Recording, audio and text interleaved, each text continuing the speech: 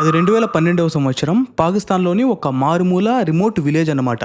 ఆ రిమోట్ విలేజ్లో మీరు ఈ వీడియోని గమనించినట్లయితే ఒక పెళ్లి వేడుక తర్వాత ఒక 5గురు అమ్మాయిలు అక్కడ కూర్చొని జస్ట్ క్లాప్స్ కొడుతూ ఉన్నారు. ఒక అబ్బాయి వీడియో తీశాడు, ఇంకొక అబ్బాయి డ్యాన్స్ వేస్తూ ఉన్నాడు. సో ఆ వీడియోని బాగా గమనించినట్లయితే అక్కడ ఏ తప్పు కూడా లేదు.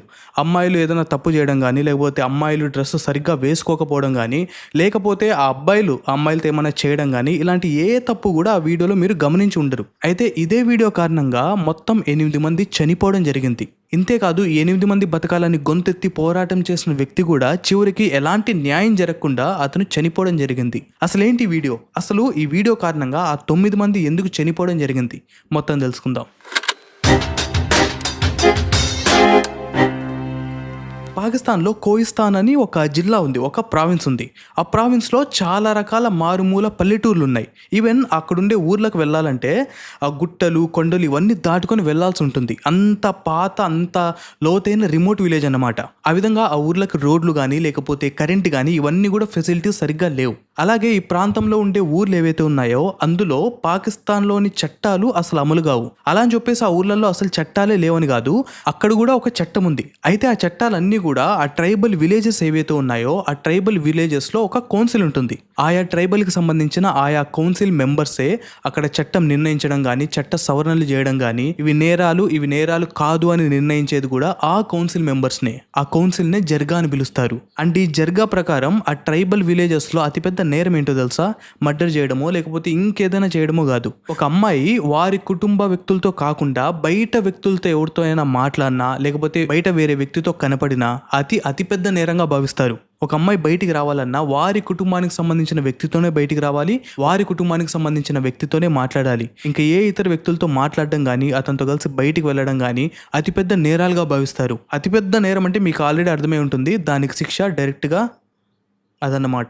ఇంకా విషయానికి వస్తే, ఇందాక మీరు 2012లో ఒక వీడియో గురించి ఎక్స్ప్లెయిన్ చేశారు కదా, ఆ వీడియోలో మీరు బాగా గమనించినట్లయితే ఒక 5గురు అమ్మాయిలు ఉన్నారు, ఒక 2 అబ్బాయిలు ఉన్నారు. అక్కడ ఏ విధంగా తప్పు ఏది జరగలేదు. అయితే ఇక్కడ విషయం ఏంటంటే, ఆ 5గురు అమ్మాయిలు ఎవరైతే ఉన్నారో వారంతా కూడా ఒక తెగకు సంబంధించిన వాళ్ళు. మిగతా 2 అబ్బాయిలు ఎవరైతే ఉన్నారో వారు ఆ అమ్మాయి తెగకు సంబంధించిన వ్యక్తులు కాదు. వీళ్ళతో అమ్మాయిలు అక్కడ ఉన్నారు. ఇది అతిపెద్ద నేరం. అండ్ మనం చూసుకుంటే ఆ అమ్మాయి పేర్లు వచ్చేసి బజీగా, సిరీన్ జాన్, బేగం జాన్, అమీనా, ఇంకా షాహీన్. ఇక్కడ ప్రాబ్లం ఎప్పుడు వచ్చిందంటే, ఆ వీడియో ఏదైతే ఉందో అది తెలియకుండానే ఒకరికొకరు చూపించుకుంటూ మొత్తంగా వైరల్ అయిపోయింది. ఆ తెగల వాళ్ళ దగ్గర, ఈ తెగల వాళ్ళ దగ్గర మొత్తంగా కూడా ఆ వీడియో వైరల్ అయిపోయింది. ఆ 2 తెగలే కాదు, ఈ వీడియో ఏదైతే ఉందో మొత్తం పాకిస్తాన్ అంతా కూడా సర్క్యులేట్ అయిపోయింది. దెబ్బకు అంత కట్టుబాట్లు, ట్రెడిషన్, వాల్యూస్ ఇవన్నీ పాటించే ఒకలాంటి మనుషులు వేరే తెగల వాళ్ళతో, వీరి అమ్మాయిలంతా కూడా మొహాలు కనిపిస్తూ వీడియో వైరల్ అవ్వడంతో రాత్రికి రాత్రే ఈ జర్గా అంటే ఈ కౌన్సిల్ మెంబర్స్ అంతా కూడా సమావేశమయ్యి ఆ తెగకు సంబంధించిన కౌన్సిలర్, ఈ జర్గా లీడర్ ఎవరైతే ఉంటారో అతని పేరు జావేద్ అజాద్ ఖేల్.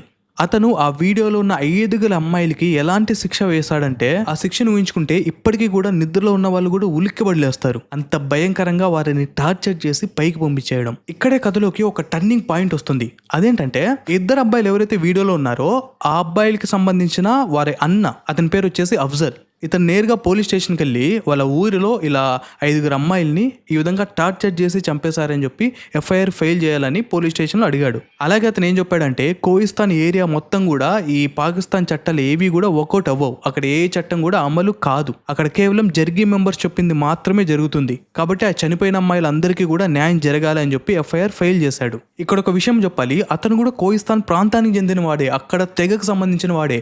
బట్ అయినా కూడా వారి ఊరి వారికి, వారి ట్రెడిషన్, వారి వాల్యూస్కి, అలాగే వారి బంధువులకు అగేనెస్ట్గా ఎంతో ధైర్యంతో ఇప్పటివరకు ఎవ్వరూ చెయ్యని పనిని అతను చేశాడు. పోలీస్ స్టేషన్లో వెళ్ళి వాళ్ళ మీదనే, అంటే వాళ్ళ జర్గీ వాళ్ళ మీదనే ఎఫ్ఐఆర్ని ఫెయిల్ చేశాడు. పాకిస్తాన్లో జర్గీస్ మీద ఎఫ్ఐఆర్ ఫెయిల్ చేయడం అంటే అది చిన్న విషయం కాదు. కానీ అతను ఏం చెప్పాడో తెలుసా?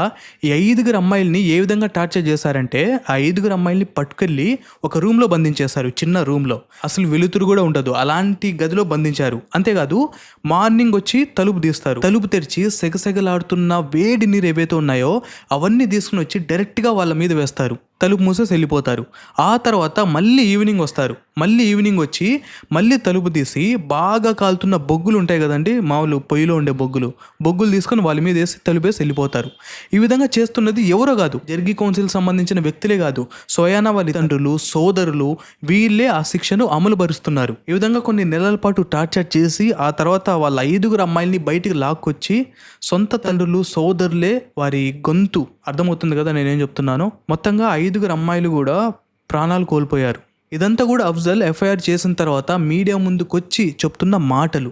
ఈ విధంగా అతను ప్రెస్ ముందుకొచ్చి ఇవన్నీ ఎక్స్ప్లెయిన్ చేసిన తర్వాత చీఫ్ జస్టిస్ ఎవరైతే ఉంటారో అతని పేరు ఇఫ్తికార్ చౌదరి, ఇతను ఇన్వాల్వ్ అయ్యి ఒక స్పెషల్ కేసుగా ఈ కేసును పరిగణించి పోలీసులను వెళ్ళి విచారించమని చెప్పాడు. సో పోలీసులు అందులో భాగంగా ఊరికెళ్ళిన తర్వాత ఈ జర్గీస్ ఎవరైతే ఉంటారో ఆ ఊరి వాళ్ళంతా కూడా ఒక 5 అమ్మాయిల్ని చూపించేశారు. చనిపోయిన అమ్మాయిల్ని వాళ్ళు తిరిగి చూపించారు. సో పోలీసు వాళ్ళు ఎవరైతే చంపబడ్డారు అని అఫ్జల్ చెప్తున్నాడో వారిని మేము ఊరికెళ్ళి చూసామని ఇదే విషయాన్ని తీసుకొని కమిషన్కి చెప్పారు. కమిషన్ ఓకే 5 అమ్మాయిలు బతికే ఉన్నారు, ఇతను ఏదైతే చెప్పాడో అది జరగలేదని చెప్పి కేసును కొట్టేశారు. మీకు అర్థమై ఉంటుంది విషయం ఏం జరిగిందో. ఈ పోలీస్ ఎవరైతే ఎంక్వైరీకి వచ్చారో 5 అమ్మాయిల విషయంలో, ఈ జర్గిస్ వాళ్ళు అలాగే ఊరంతా కలిసి ఒక 5 అమ్మాయిల్ని ఎవరినో చూపించేసి వీళ్ళే వాళ్ళు అని చెప్పేసి పంపించేశారు. సో కమిషన్ ఏం చేసింది, ఆ కేసుని కొట్టిపడేసింది. ఇక్కడ ఒక విషయం చెప్పాలి, ఈ అమ్మాయిలకి న్యాయం జరగాలని ఈ అఫ్జల్ ఎప్పుడైతే కేసు పెట్టాడో ఆ రోజు నుంచి అతను పాకిస్తాన్ అంతా తప్పించుకుంటూ తిరుగుతూ ప్రాణ భయంతో ఈ జరిగే వాళ్ళు ఎక్కడ తనని చంపేస్తారేమో అని. మీరు బాగా గమనిస్తే ఆ 5 అమ్మాయిల కుటుంబాలు కానీ, ఆ ఊరి వాళ్ళు కానీ, లేకపోతే పక్క ఊరి వాళ్ళు కానీ ఎవ్వరు కూడా వారిని, ఆ అమ్మాయిల్ని కాపాడలేదు.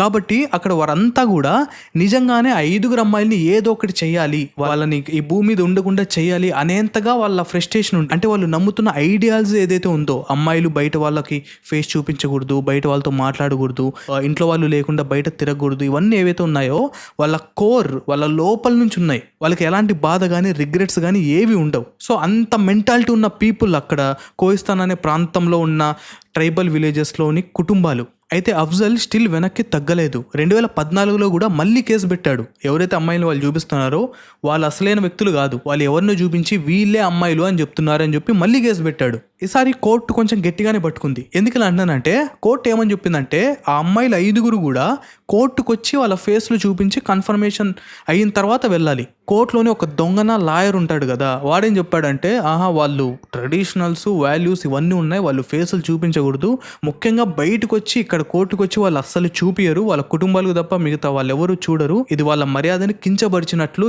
ఈ విధంగా చెప్పుకొచ్చాడు. బట్ స్టిల్ అయినా కూడా కోర్టు ఒప్పుకోలేదు. 5 అమ్మాయిలు ఖచ్చితంగా కోర్టుకు రావాల్సిందే, వాళ్ళ ఫేసులు చూపించాల్సిందే, మేము కన్ఫర్మేషన్ తీసుకోవాలి వాళ్ళు బతుకున్నారో లేదో అని చెప్పేసి చెప్పింది. ఇక్కడే అతిపెద్ద ట్విస్ట్. ఆ జరిగే వాళ్ళు ఒక 5 అమ్మాయిలను తెచ్చారు, కోర్టులో జడ్జి గారికి మొహాలు చూపించారు, మొహాలు కూడా సేమ్ ఉన్నాయని చెప్పి జడ్జి కూడా ఏమనకుండా వాళ్ళని వదిలేశాడు. సో ఈ దెబ్బతో మీరు అర్థం చేసుకోవచ్చు, అక్కడ జరిగే వాళ్ళు కానీ లేకపోతే అక్కడున్న న్యాయ వ్యవస్థ కానీ ఏది కూడా కరెక్ట్గా లేదు. ఏదైతే ఆ ఐడియాలజీ ఏదైతే ఉందో, ఆనర్ కిల్లింగ్ అనే ఐడియాలజీ వాళ్ళందరికీ కూడా ఇష్టమే. ఇదే విషయాన్ని అక్కడ ఉన్న ఒక యాక్టివిస్ట్, తన పేరు వచ్చేసి ఫర్జానా బారీ, తను కూడా ఇదే విషయం చెప్పింది. ఆ వీడియోలో ఉన్న అమ్మాయిలు అలాగే కోర్టుకు వచ్చిన అమ్మాయిలు సేమ్ కాదు, ఇక్కడ ఏదో తేడా జరిగింది అని. బట్ స్టిల్ అయినా కూడా అఫ్జల్ మాత్రం ఈ విషయాన్ని తేలిగ్గా తీసుకోలేదు. ఎందుకంటే అతను ఆల్రెడీ తన ఊరికి సంబంధించిన జర్గీస్ మీద కేసు పెట్టే చాలా పెద్ద విషయం అది. సో అలాంటి పెద్ద విషయం అంటే అతను కనబడితే వాళ్ళు ఖచ్చితంగా చంపేస్తారు. సో ఆ స్టేజ్లో అతను అలా ఉన్నాడు. కాబట్టి అతను వెనక్కి తగ్గినా తగ్గకపోయినా అతనికి మాత్రం ప్రాణహాని ఉంది. సో అలాంటప్పుడు అతను ఎందుకు తగ్గుతాడు చెప్పండి. సో అందుకోసమే ఏం జరిగినా కూడా మళ్ళీ ఆ జర్గీస్ మీద కేసులు వేస్తూనే ఉన్నాడు.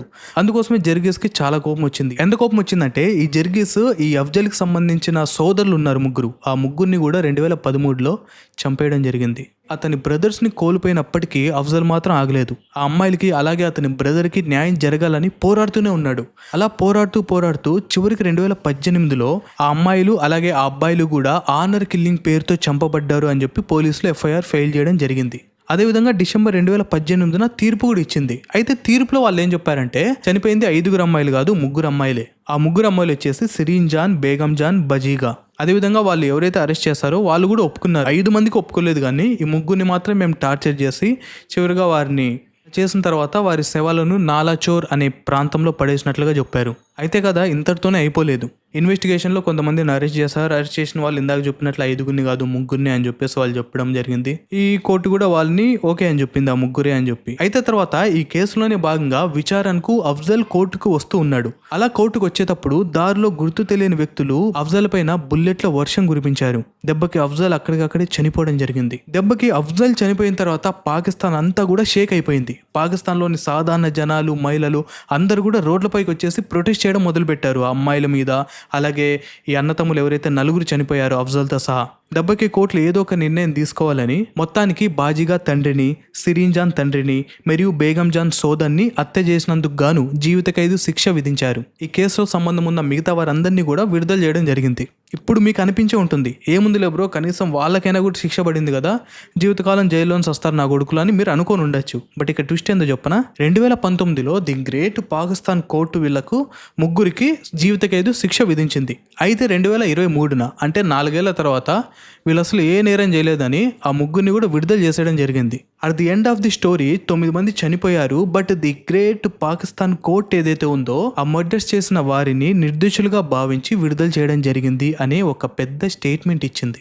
ఈ విషయంలో కొంతమంది ఏమంటున్నారంటే, ఈ ఐడియాలజీ ఏదైతే ఉందో, ది ఆనర్ కిల్లింగ్స్, పరువు హత్యలు ఏవైతే ఇవన్నీ జరిగాయో అవన్నీ కూడా ఈ కోర్టుకు కానీ, లేకపోతే పాకిస్తాన్ సిస్టమ్ కానీ, లేకపోతే జర్గీస్ కానీ వీళ్ళందరికీ కూడా అదే ఐడియాలజీ అంటే ఇష్టం. అదే ఐడియాలజీని వాళ్ళు ఫాలో అవుతారు. ఆ అమ్మాయిలను అంత ఘోరంగా హింసించి వాళ్ళని పరలోకానికి పంపించారు చూడండి, అవన్నీ కూడా వారి సాధారణ దినచర్యలో ఒక భాగం.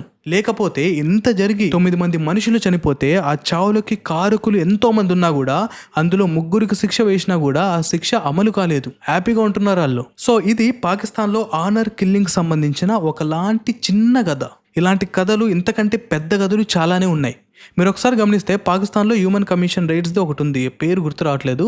మీరు వారికి సంబంధించిన రిపోర్ట్స్ చూస్తే ప్రతి ఏడాది, పోయిన సంవత్సరం 25, ఈ సంవత్సరం 26 చూసుకున్నా కొన్ని వందల సంఖ్యల్లో ఆనర్ కిల్లింగ్స్ జరుగుతున్నాయి. బట్ ఏది ఏమైనప్పటికీ ఆ అమ్మాయిలు మాత్రం నరకం చూసి చనిపోయారు. ఈ వీడియో గురించి మీరేమనుకున్నారు ఖచ్చితంగా కామెంట్ చేయండి. అలాగే ఇలాంటి రూల్స్ గురించి కూడా మీరేమనుకున్నారు ఖచ్చితంగా కామెంట్ చేయండి. మళ్ళీ కలుద్దాం. జై హింద్.